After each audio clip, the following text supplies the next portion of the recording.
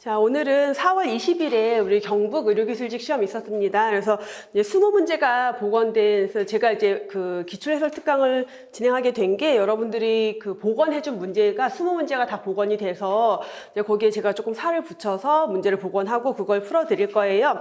그래서 경북 시험 보신 분들은 문제 보면서 혹시 내가 알고 있던 문제랑 좀 다른데 싶은 게 있으면 의견을 좀 주시면 좋을 것 같아요. 그래서 저희 동영상 아래에 학원 이메일 주소 남겨놓을 거니까 그 이메일 통해서 어떤 문제는 어떻게 수정을 하면 좋겠다라던가 그런 의견 보내주시면 되게 좋을 것 같아요. 자, 그럼 문제 보도록 하겠습니다. 우선 보면은 문제의 분포, 역학에서 좀 많이 출제가 됐고, 그리고 환경보건, 그다음에 식품위생에서 좀 많이 출제가 됐는데, 식중독 문제가 2문제나 출제가 됐어요.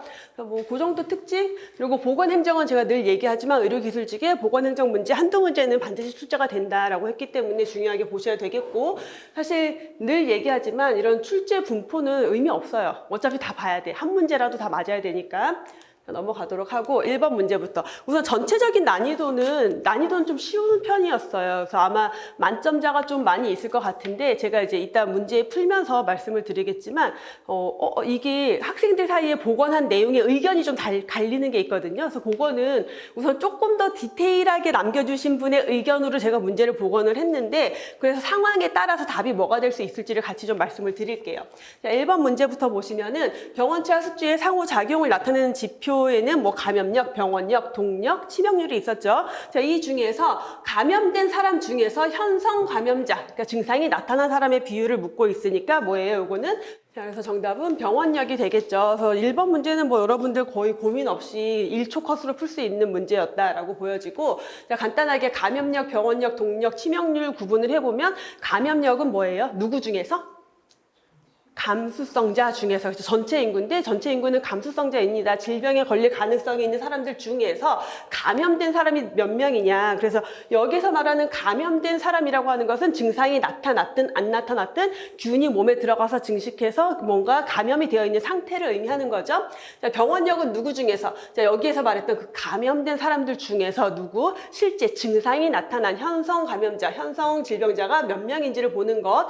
자, 동력은 누구 중에서 동력은 현성 감염자서 증상이 나타난 사람 중에서 그래서 증상이 나타난 사람 중에서 중증의 어떤 증상, 후유증이라던가 뭐 장애라던가 사망까지 포함이 됩니다. 이제 그런 사람들이 몇 명인지를 나타내는 비율이고 치명률은 마찬가지로 현성 감염자 중에서 사망한 사람이 몇 명인지를 나타내겠죠.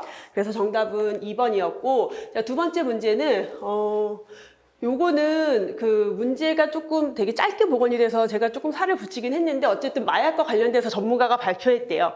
그러니까 우리 수강생들이 보내준 기출 복원 문제에는 마약에 대해서 전문가들이 발표하고 토론을 했대요. 우리가 생각할 수 있는 게 뭐가 있어요? 이 정도 얘기하면 심포지엄일 수도 있는데 보니까 보기에 심포지엄이 없어요. 자, 그러면 될 수 있는 건 뭐다? 세미나밖에 없죠. 그래서 세미나와 심포지엄을 사실 구분하기가 문제로 출제됐을 때 좀 구분이 애매해요. 그러니까 뭐냐면 두 개를 굳이 구분하자면 세미나는 조금 더 아주 권위적인 약간 의사 집단, 변호사 집단 그리고 마약 관련이다라고 하면은 뭐 마약 관련 형사들 또는 뭐 마약과 관련된 어떤 의료 뭐 관련돼 있는 업계 관계자들 이런 사람들이 될 거예요. 그래서 이런 사람들이 해서 미리 준비해온 내용을 가지고 발표를 하고 청중과 질의응답의 토론이 이루어지는 거고 심포지엄도 마찬가지예요. 심포지엄도 미리 준비된 의견을 연사가 발표를 하고 그걸 청중과 토론을 하는데 여기도 전문가여야 한다. 그래서 연사와 뭐 청중과 그 사회자도 다 전문가여야 하는데 세미나보다는 조금 덜 전문가 느낌이다라고 생각하시면 돼요. 예를 들어서 의협에서 무슨 뭐 어떤 질병에 대한 치료법에 대한 세미나를 한다. 그럼 거기에는 의사가 발표하고 의사들이에요. 청중이 다. 근데 세미나 같은 경우는 그런 식의 정도 난이도는 아니고 예를 들어서 뭐 의료기관 인증평가제도에 대한 심포지엄을 한다라고 하면은 관련된 뭐 복지부 공무원이라던가 인증평가원의 직원이라던가 의사협회, 병원협회, 간호협회 이런 데에서 나와요. 그래서 인증평가와 관련된 관련성은 있지만 그렇다고 엄청 그 분야의 전문가 막 이건 아니죠. 그래서 요 정도의 차이가 있기 때문에 웬만해서는 시험 문제에서 세미나하고 심포지엄을 구분해라라는 문제로 내진 않을 거예요. 그래서 출제자도 아마 여기 심포지엄이 들어가면은 논란의 소지가 있으니까 이렇게 출제한 것 같아요. 있어요. 그래서 마약과 관련돼서 전문가들이 모인 자리에서 발표를 하고 청중과 질의응답을 했다. 근데 답이 될 수 있는 것은 세미나밖에 없었죠. 그래서 세미나 전문 지식을 가진 참가자들이어야 한다라는 거, 미리 준비된 의견을 발표를 하고 토론이나 질의응답이 있을 수 있다 정도로 보시면 되겠고, 동맥경화증 환자와 건강한 사람을 대상으로 비만 여부를 조사했대요. 그럼 이거는 무슨 연구? 환자 대조군 연구죠. 환자랑 건강한 사람을 비교했다. 그래서 여기서 오주비를 구해라 라고 하는 것은 우리가 환자 대조군 연구는 비교 위험도를 구할 수 없으니까 비교 위험도를 추정하기 위해서 구하는 게 오주비, 교차비라고 했죠. 그래서 오주비는 어떻게 구했어요? BC분의 AD 이렇게 구한다. 그래서 동맥경화가 있는 사람 환자, 없는 사람은 건강한 사람, 그 중에서 비만이 있는 사람, 비만이 없는 사람으로 구분이 된 건데, 제가 늘 수업 중에도 강조하지만 이렇게 표가 똑바로 나올 때도 있지만 요거 뒤집혀서 나올 때도 있어요. 얘가 뒤집혀서 나올 수도 있고 또는 이쪽이 노출 요인, 이쪽이 환자가 들어갈 수도 있기 때문에 여러분들은 시험 볼 때 표가 제시가 되면은 항상 정확하게 확인을 해야 돼요. 그냥 숫자만 보고 푸시면 절대 안 됩니다. 그래서 BC분의 AD니까 50 곱하기 400이고 위에는 분자는 150 곱하기 400이다. 그래서 요거는 뭐 계산을 하면은 3이 나오겠죠. 400 똑같으니까 얘네 두 개 지워주고 5분의 15로 계산하면 3 나오죠. 그래서 정답은 3번이 되는 문제였고요. 4번 문제, 결핵에 대한 설명. 우리 모의고사에서도 제가 결핵 쭉 정리해드렸었죠. 그래서 결핵 같은 경우는 질병들 중에서도 출제 빈도가 조금 더 있는 편이에요. 그래서 결핵에 대해서는 지금 이 문제 같은 경우는 되게 쉽게 출제된 건데 어렵게 출제될 때도 많기 때문에 결핵에 대해서는 잘 봐두셔야 된다는 거 한 번 더 말씀드리고, 자, 결핵 설명 옳지 않은 거. 결핵은 몇 급?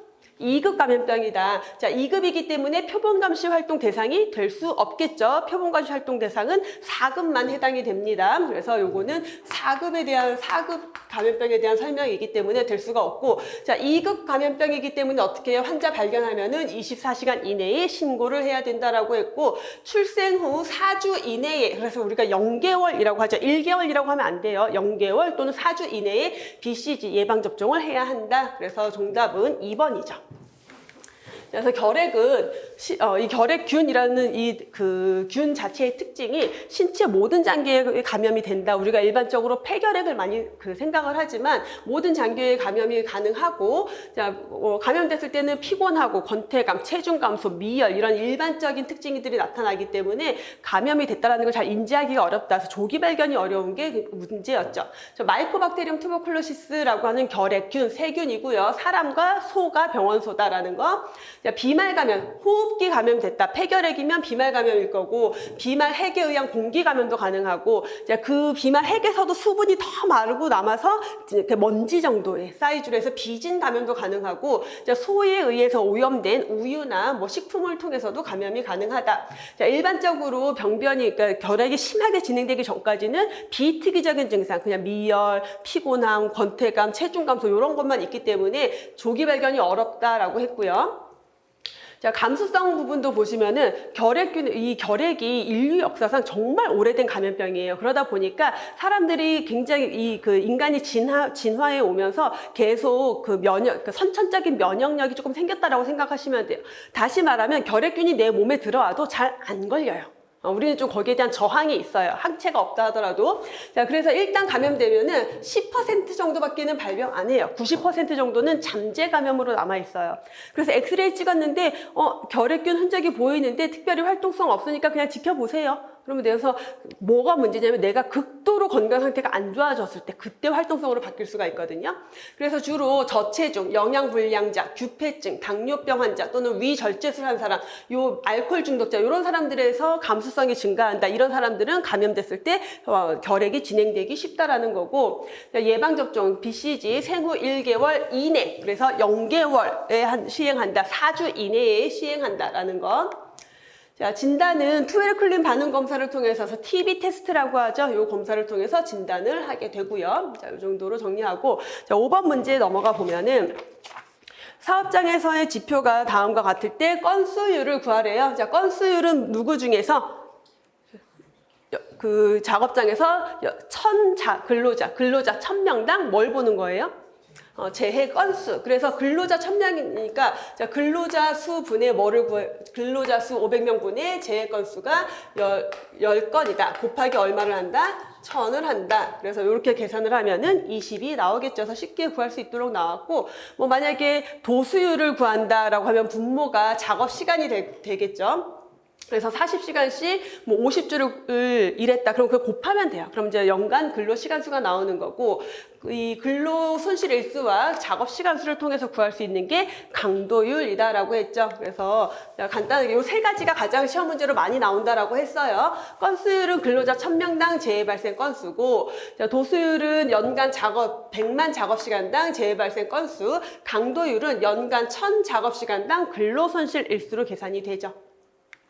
자, 다음에 장기간 근로자나 단기간 근로자가 많은 사업장의 산업재해를 파악할 수 있는 주요 지표. 아마 여러분들이 좀 고민을 했다라면 여기에서 조금 고민하신 분들이 있을 것 같은데, 자, 어느 회사에 근로자들이 뭐 이렇게 되게 오버타임을 되게 많이 해서 긴 시간, 한 사람이 긴 시간 근로하는 경우가 많거나, 또는 사람들이 한 파트타임으로 4시간밖에 근무 안 하거나 막 이런 식으로만 근무하거나 이런 경우가 많대요. 자, 그러면 여기서 우선은 재해를 파악한다라고 하는 것은 중증도, 경도, 강도를 파악하는 게 아니라 재해가 얼마나 많이 발생하는지를 파악하는 걸 묻고 있을 텐데, 요렇게 근로 시간이 막 이렇게 길거나 짧거나 요럴 때는 그럼 재해 건수를 파악한다라고 하는 것은 우리 방금 봤던 요 건수율과 도수율이잖아요. 둘 중에 어떤 지표가 더 좋을까요? 그치. 우리가 생각하면 알 수가 있는 내용이에요. 도수율이 더 좋아요. 왜냐하면 근로시간이 어떤 사람들이, 그러니까 장시간 근로자가 많으면은 근로자 수는 되게 적어. 근데 근로시간은 되게 긴 거야. 근데 이런 작업장에서 근로자 몇 명당 재해 발생 건수 하면은 지표가 조금 맞지 않을 수가 있어요. 그렇기 때문에 이 도수율을 보게 되는 거고, 그래서 도수율을 어떻게 본다? 표준적 지표로 본다. 왜냐하면 시간이라는 개념은 모두에게 동일하기 때문에 그래요. 그래서 이 문제는 도수율에 대한 문제였고요. 그래서 산업재해 주 지표에 뭐 재해율, 사망 만인율 이런 것들이 있지만, 우선은 재해 강도를 볼 때는 강도율을 본다라고, 강도를 볼 때는 강도율을 본다라고 했고요. 장시간 근로자나 단시간 근로자가 많을 때는 발생 건수를 근로 시간으로 나눈 뭐로 본다? 도수율로 본다라는 거. 그다음에 요게 7번 문제가 혹시 시험 보신 분들 중에서 의견이 있으면 조금 메일을 보내주시면 좋을 것 같아요. 그래서 우선 요 문제를 조금 더 디테일하게 복원해 주신 학생의 말에 의하면, 그 얘기를 하기 전에 문제를 먼저 보면은 알파 인덱스 설명인데 절대 1 이하일 수 없다. 옳은 거 고르래요. 절대 1 이하일 수 없다. 어때요?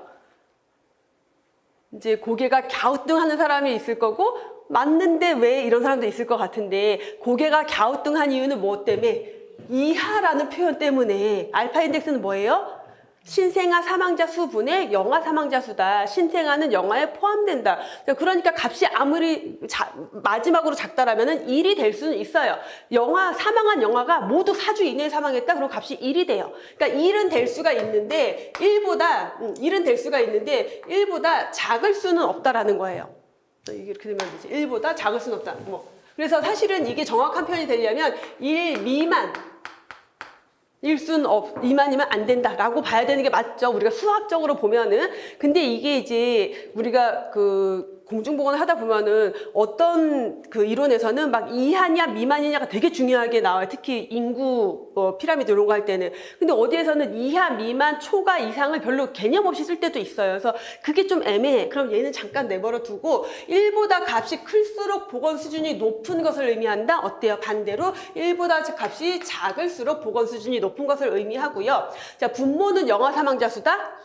분모는 누구? 신생아 사망자 수고, 분자가 영아 사망자 수다. 자, 그다음에 신생아 사망에 대한 유아의 사망이 아니라 누구? 영아의 사망자 수를 보는 것이다. 자, 그럼 여기에서는 답으로 고를 수 있는 게 그나마 우리가 융통성을 발휘해서 이게 출제자가 미만인데 이하로 잘못 출제했나? 라는 여지를 가지고 고를 수 있는 게 얘밖에 없어요. 나머지는 다 답이 될 수가 없어. 근데 이렇게 복원해준 학생이 뭐라고 얘기를 했냐면, 자기는 이 생각을 한 거야. 본인은, 그 선생님은 이하여서 이건 좀 틀린 것 같은데 분모가 영아 사망자 수라니까 얘도 틀린 거고, 그럼 답이 될 게 이거밖에 없네 라고 해서 자기는 이렇게 풀었대요. 근데 다른 학생들이 복원한 내용에는, 다른 학생들은 이거를 분모가 아니라 분자로 생각해서 풀었다는 거예요. 분자는 영아 사망자 수다 이렇게 나왔다고 얘기한 학생들이 있는 거예요. 누구 말이 맞는지 우리는 모르지. 근데 어쨌든 분모로 봤다라는 학생이 이하임에도 불구하고 이거를 보고 자기가 생각을 해서 넘어간 거기 때문에 그 친구의 생각이 기억이 맞지 않을까라는 합리적 의심 때문에 제가 이렇게 문제를 해드리긴 했는데, 만약에 얘가 분자로 나왔다. 그럼 얘가 답이 되는 거죠. 그렇죠. 그럼 얘는 명확하게 맞는 거니까 얘는 틀릴 여지가 있는 거. 그래서 여러분들이 이런 문제를 풀 때 내가 실수를 안 하기 위해서는 문제를 진짜 꼼꼼하게 봐야 되고, 그 다음에 보면서 체크 했는데 답이 없어? 그럼 다시 올라가서 문제에 어떤 힌트가 있는지를 보고, 그게 없어? 그러면은 뭔가 출제자가 오해할 만한 소지가 있는 게 뭘까? 여지가 있는 게 뭘까를 찾아내셔야 돼요. 그래서 요거는 제가 지금 이렇게 복원한 문제에서는 1번으로 답을 설명을 드리지만, 우리 시험 보신 분들은 본인이 명확하게 기억하고 있는 게 있을 거예요. 그래서 아니다, 절대 아니다, 이거 분명히 분자였다 라고 한다면 요게 답일 거고, 이게 분모였다 라고 하면은 1번이 답일 거예요. 그래서 각자 시험 보신 분들은 본인의 기억에 맞춰서 조금 정답을 확인해 주시고, 요 문제에 대한 의견이 있으시면은 메일 보내주시면은 제가 그거 반영해서 다음 기출문제 때는 또 반영을 하도록 할게요. 그래서 알파 인덱스는 신생아 사망에 대한 영아 사망의 비다. 그래서 신생아 사망자 숫자 분의 영아 사망자 숫자로, 자, 영아는 출생 후 1년까지를, 신생아는 4주까지를. 자, 그래서 요 신생아는 영아에 포함이 된다. 그러니까 신생아 사망자 숫자가 아무리 많아도 영아 사망자 숫자보다 많을 수 없다. 다시 말하면 분모가 분자에 포함되는 인덱스이기 때문에 이 값은 아무리 작아도 1보다 작을 수 없으며 1에 가까우면 가까울수록 어떤 의미다? 건강 수준이 좋다, 보건 수준이 좋다라고 볼 수 있는 거죠. 자, 상수 처리에서 염소 소득에 대한 설명으로 옳지 않은 것, 가격이 저렴하다. 자, 염소는 가격이 저렴한 장점이 있었죠. 살균력이 좋다. 이거 어때요? 살균력이 좋다라는 장점도 가지고 있었죠. 자, 잔류 효과가 있다. 잔류 효과가 강한 장점이 있고, 자, 수도꼭지에서 유리잔류 염소는 얼마 이상이 되도록 규정을 하고 있어요? 0.1 이상이 되도록 하고 있죠. 그래서 0.2가 아니라 0.1 이상이 되도록 하여야 한다. 그래서 정답은 4번이고요. 네, 그 얘기 하시는 분들이 있더라고요. 살균력이 좋다? 근데 오존이랑 비교했을 때 오존보단 안 좋은데 이건 너무 간 거야. 왜냐하면 문제가 만약에 오존이랑 비교해서 누가 더 살균력이 좋냐라고 하면 당연히 오존이 더 좋은 거지만, 이 문제는 그냥 염소 소득에 대한 문제인데, 염소 소득이 가지고 있는 장점, 살균력도 좋으면서 잔류 효과도 있다라고, 가격도 저렴하다라는 거죠. 그래서 그런 거를 가지고 혼자 함정을 만들어서 푸는 식으로 문제를 푸시면 안 됩니다. 그래서 염소는 살균 효과도 좋고 잔류 효과도 좋고 조작도 간편하고 경제적이다. 그렇기 때문에 우리가 상수원 소득에 가장 널리 사용되는 소득 이고, 자, 수도꼭지의 유리잔류 염소는 0.1 이상이 되도록 해야 한다라고 규정을 하고 있죠. 자, 비례 사망 지수 설명 옳은 것. 비례 사망 지수는 누구 중에서? 사망자 중에서 누구 보는 거예요? 50세 이상 사망자가 몇 명이냐? 자, 그럼 총 사망자 수에 대한 65세가 아니라 50세 이상의 사망자 숫자를 봐야 되겠고요. 국가 간 비교하기에 어떻다? 좋은 지표다. 그래서 국가 간의 건강 수준, 보건 수준을 비교하는 대표적인 지표였고, 자, 분모는 어떤 연도에 사망자 수가 되겠죠. 자, 그 다음에 비례 사망 지수가 높다라고 하는 것은 어떤 상태다? 건강 수준이 좋다는 의미다. 그래서 정답은 3번이 되는 문제. 자, 비례 사망 지수 어떤 연도의 사망자 수 중에서 50세 이상의 사망자 숫자를 보는 것으로, 자, 국가 간 건강 수준을 비교할 때 사용하는 대표적인 지표로 PMI가 높다, 비례 사망 지수가 높다라고 하는 것은 전체 사망자 중에서 나이 많은 사람이 많다. 그 말은 반대로 젊은 사람이 별로 안 죽었다. 영아 사망자 숫자가 좀 적다라는 의미로 해석할 수가 있기 때문에 장수 인구가 많다, 보건 수준이 좋다라고 볼 수가 있어요. 다음에 하수 처리 과정 중에서 온이 처리. 우리가 하수 처리의 과정은 전체적으로 어떻게 진행이 된다? 하수 처리는 물리적인 처리를 통해서 1차 처리, 예비 처리가 이루어지죠. 그래서 거기서 침전, 스크린, 침사, 침전 이런 게 이루어지고, 두 번째 단계는 본 처리, 생물학적 처리 단계에서는 현기성 처리와 호기성 처리가 이루어진다. 자, 그게 끝나고 나면 찌꺼기, 온이를 처리하는 것을 온이 처리라고 했어요. 그래서 온이 처리의 방법으로는 우리가 해양 투기, 그다음에 육상투기, 그다음에 사상건조법, 소화법, 퇴비화 이렇게 해서 남은 찌꺼기들을 퇴비로 사용할 수도 있는 거고 폭기는 여기에 해당이 되지 않습니다. 그래서 정답은 1번이 되겠고요.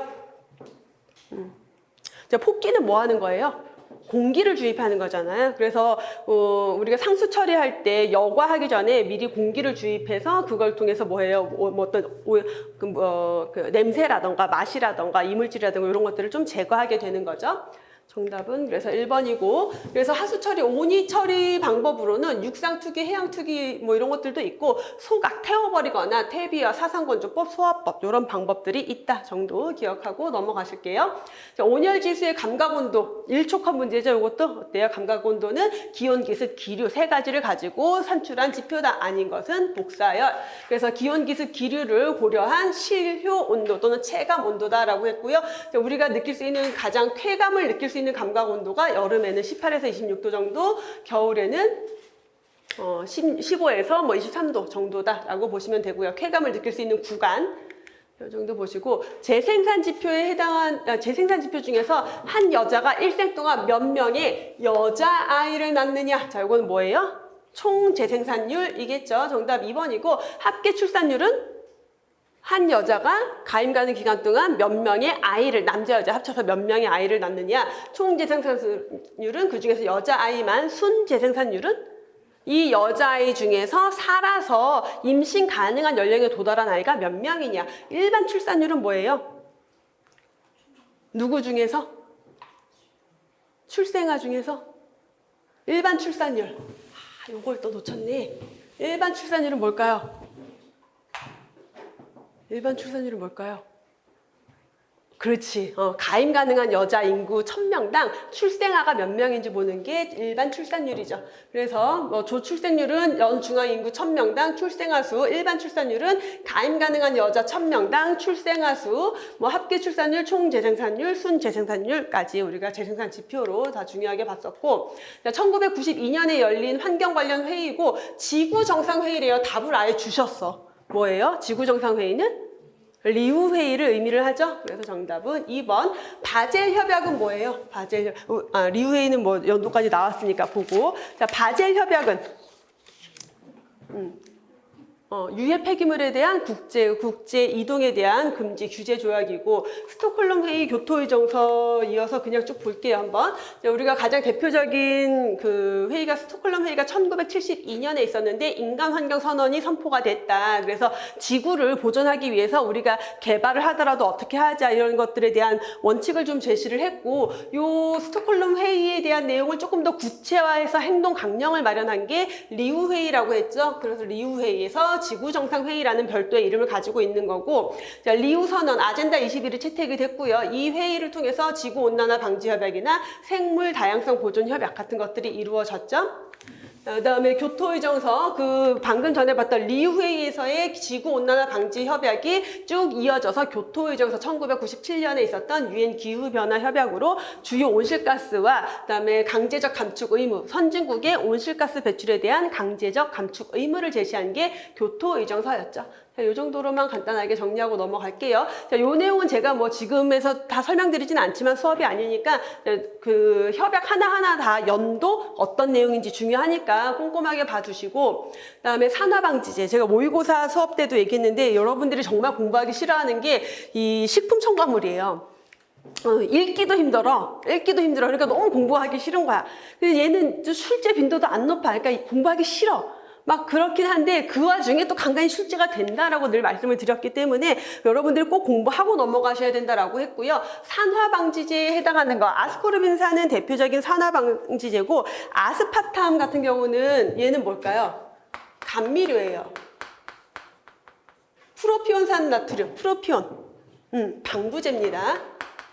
방부제 정도는 다 알고 있어야 돼요. 그 다음에 황산 나오면 뭐라 그랬지? 황산은 누가 얘기했어? 표백제, 환원성 표백제라고 했잖아요. 그래서 우리가 표백제 보면은 무슨 황산 이렇게 나오잖아. 그래서 얘는 표백제. 이렇게 구분하시면 되겠고, 그래서 다시 아스코르빈산이고요. 정답은. 그래서 산화방지제, 에리소르빈산, 아스코르빈산, 뭐 몰식, 자산, 프로필, 그다음에 BHA, BHT 같은 것들이 있고, 자 이렇게 황산 이런 애들이 표백제, 그다음에 질산 얘네들이 발색제. 둘 다 색깔인데 질산은 색깔 예쁘게 하고 황산은 하얗게 한다라고 생각하시면 될 것 같고요. 보존료랑 감미료 같은 경우는 얘네들 중에서도 출제 빈도가 높아요. 이거 정도는 여러분들이 알고 계셔야 돼요. 산화방지제도 그렇고.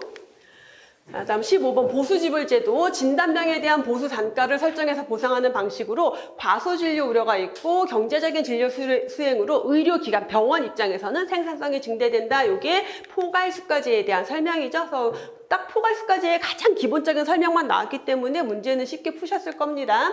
요거는 뭐 굳이 다 하지 말고, 포괄수가제는 그래서 환자 종류라고 하는 것은 환자의 진단명당 보수 단가가 설정이 되어 있다라는 거예요.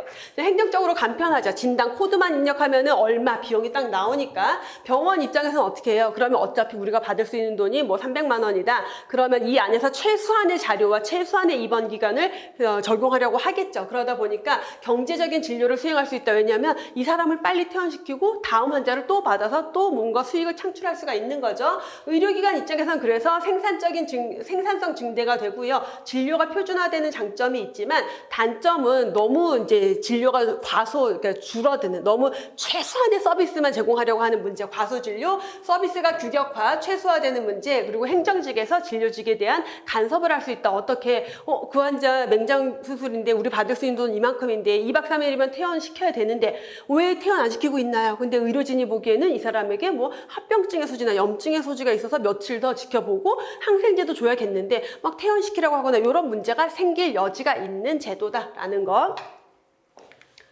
자, 다음 보건의료 체계 하부 구성 요소 연결 옳지 않은 거. 자, 보건의료 체계의 하부 구성 요소는 뭐뭐 있다라고 했어요? 자, 우선 첫 번째로 보건의료 자원이 있었고, 그 다음에 보건의료 조직, 그 다음에 보건의료 서비스 제공, 그리고 양쪽 옆에서 지원하는 게 보건의료 관리와 재정이 있다라고 했죠. 자, 관리, 법률이나 정책을 결정한다. 관리의 내용은 딱 적당해 보이고, 자, 조직은 중앙정부 조직이라고 하면 우리나라로 치면 보건복지부, 그 다음에 기타 정부기관은 뭐 고용노동부나 국방부나 교육부나 이런 데들도 다 해당이 된다라고 했고, 자원은 뭐가 있어요? 자원은 인력과 시설과 장비 및 물자, 지식 및 기술이죠. 자, 재원으로는 외국 원조, 민간 기업의 재원도 들어갈 수 있다. 정답은 3번이고, 그래서 보건의료 자원 방금 했고, 보건의료 조직은 중앙정부, 의료보험조직, 기타 정부기관, 자발적 민간단체, 그리고 민간 부문이 있고, 자, 서비스는 1, 2, 3차 의료 서비스가 제공이 될 거고요. 자, 요 공중보건 재원, 보건의료 재원도 연결하는 게 많이 나오거든요. 요거는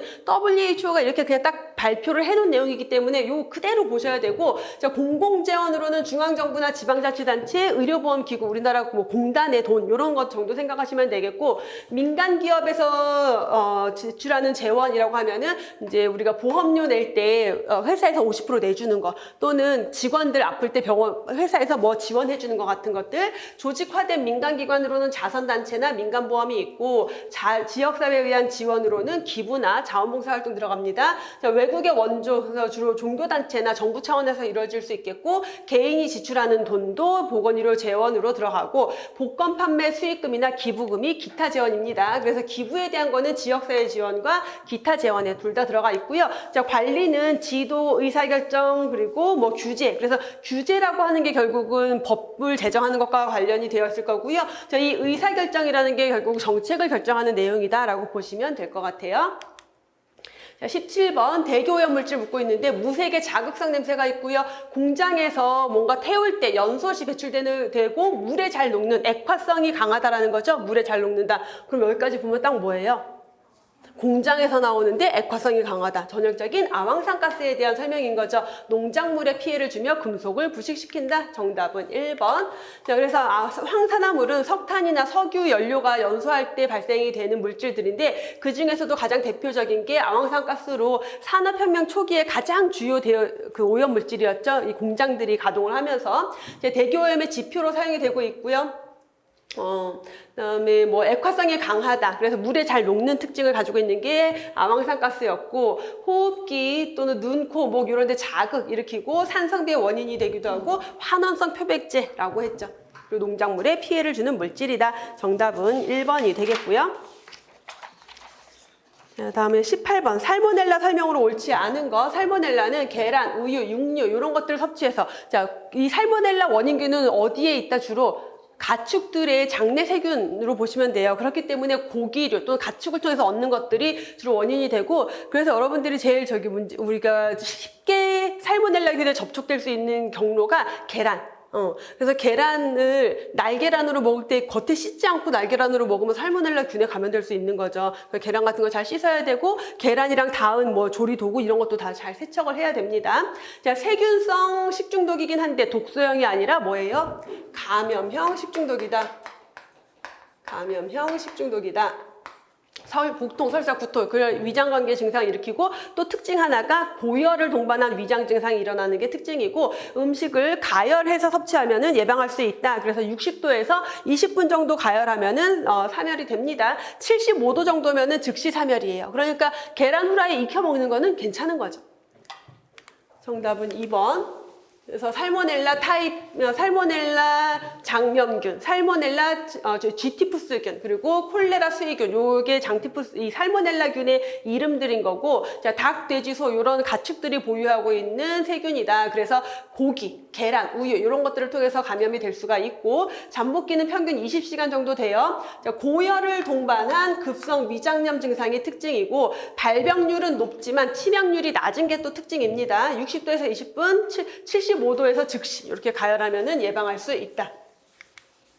자, 19번. 식중독 문제가 또 나왔어요. 근데 완전 다른 내용이기 때문에 가끔은 같은 문제를 여러 학생들이 다르게 기억을 해서 두 문제로 나올 때가 있긴 하거든요. 근데 이 문제는 워낙 극명하게 다른 문제여서 아, 식중독 문제가 2개 나왔구나. 근데 그 올해 3월 달에 있었던 경기도 시험에도 식중독 문제가 2개 나왔어요. 그러니까 세균성 식중독 문제 하나 나오고, 그다음에 독소형 뭐 이런 것도 분류하는 거, 독소가 아니라 그 뭐 자연독, 화학적 식중독 이런 것도 구분하는 문제가서 식중독 문제가 조금 많이 나오고 있다라는 거 좀 보고 넘어가시고, 우리 식중독 중에서 구토형과 설사형 이렇게 구분한 게 딱 하나 있었거든요. 뭘까? 그렇지, 바실러스 세레우스 식중독이에요. 이제 세레우스 식중독을 여러분들이 어떻게 공부했냐면 중간형이다. 독소형도 있고, 그 독소형도 있고, 그다음에 그 감염형도 있다라고 했던 게 이 세레우스 식중독이에요. 그래서 이 세레우스 식중독 같은 경우는 이제 복통을 일으키기도 하고 설사를 일으키기도 하는 그러한 식중독이다라고 생각하시면 되겠고,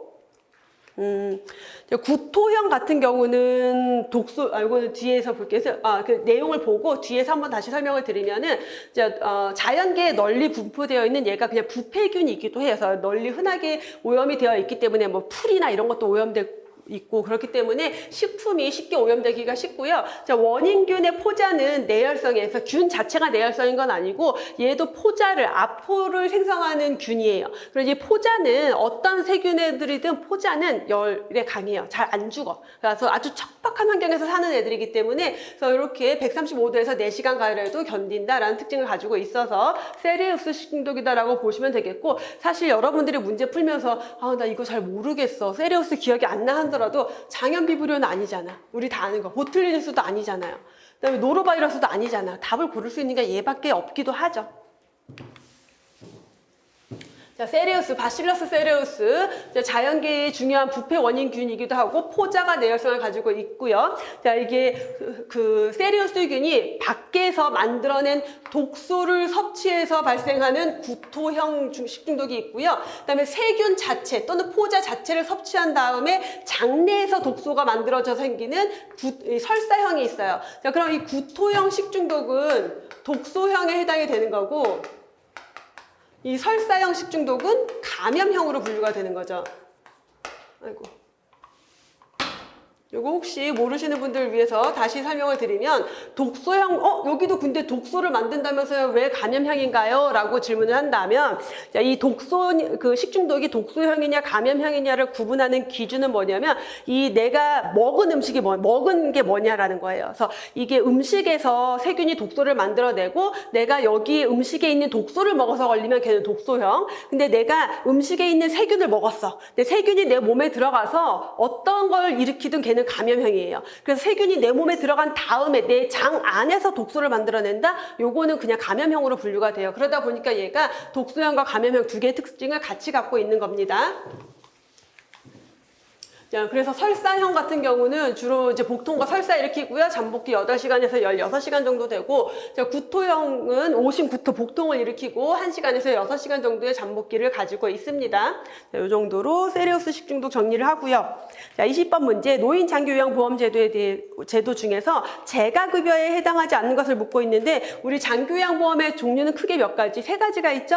재가급여, 시설급여, 그리고 특별현금급여가 있고요. 자, 그 중에서 이 노인 요양 공동생활가정은 시설급여에 해당이 되고 나머지는 모두 재가급여죠. 정답은 4번이고요. 그래서 재가급여에는 방문 요양, 방문 목욕, 방문 간호, 주야간보호, 단기보호, 기타 재가급여가 있고, 시설급여는 노인 요양시설이나 노인 요양 공동생활가정이 있습니다. 가정에 입소해서 받는 서비스, 특별현금급여는 돈 주는 거죠. 그래서 가족요양비, 특례요양비, 요양병원, 간병비까지 있죠. 자, 여기까지 해서 경북 의료기술직 문제를 모두 풀어봤고요. 자, 요거 시험 이미 보신 분들은 좋은 결과 있길 바라시고, 다음 시험을 준비하시는 분들은 시험에 좀 도움이 되길 바랄게요. 자, 수고하셨습니다.